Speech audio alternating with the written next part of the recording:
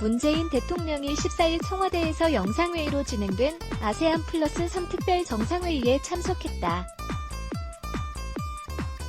청와대 제공 청와대는 24일 코로나19 사태로 촉발된 문재인 대통령 탄핵찬 반청원에 대해 탄핵 절차 개시는 국회 권한으로 헌법재판소가 이를 결정한다고 밝혔다. 대통령 탄핵에 대해 청와대나 정부의 권한은 없다는 점을 분명히 했다.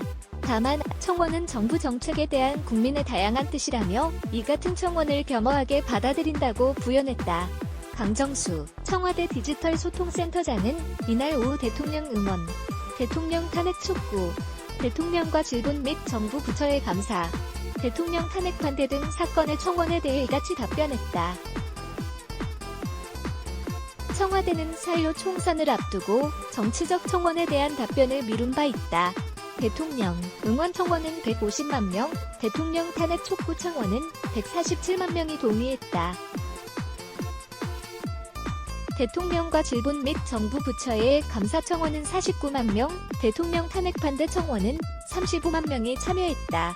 탄핵 찬성과 반대 청원에 대해선 헌법 65조를 인용해 답했다. 강 센터장은 대한민국 헌법 제65조는 대통령 등 공무원이 직무집행에 있어서 헌법이나 법률을 위배한 때 국회는 탄핵의 소추를 의결할 수 있다고 규정한다. 국회 제적의원 3분의 2 이상 찬성으로 탄핵 소추를 의결하면 헌법재판소가 탄핵의 당부를 결정한다고 설명했다. 대통령 탄핵 절차 개시 여부는 국회 권한이라 답변이 어려운 점을 양해드린다고 덧붙였다. 대통령과 질병관리본부, 정부 부처를 응원한 청원에 대해선 코로나19 확산에 따라 불안하고 불편한 상황에서도 정부를 믿고 지지해주셔서 정말 감사하다. 질병관리본부와 정부 부처도 응원하고 격려해주시는 국민 여러분을 믿고 오로지 방역에만 전념할 수 있었다고 했다. 강 센터장은 이번 청원들은 정부 정책에 대한 국민의 다양한 뜻이라며 어느 의견도 허투루 듣지 않고 겸허히 받아들이겠다고 말했다. 국내 코로나19 확산세가 줄어든 것은 국민 모두의 힘이라며 감사의 뜻도 전했다.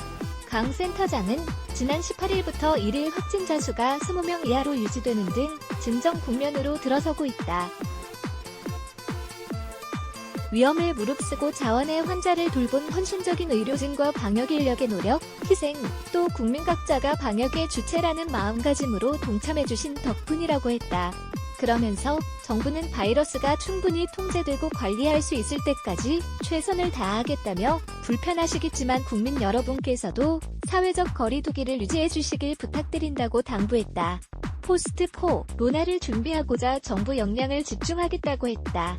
강 센터장은 비상경제 대응 체계를 강화해 경제 위기를 극복할 수 있도록 범정부정 역량을 결집하겠다며 우리나라가 방역에서 보여준 힘으로 당면한 어려움을 이겨내고 포스트 코로나 시대를 준비하겠다고 밝혔다. 안영국 기자의 네트노즈.com 네츠블라게즈 Y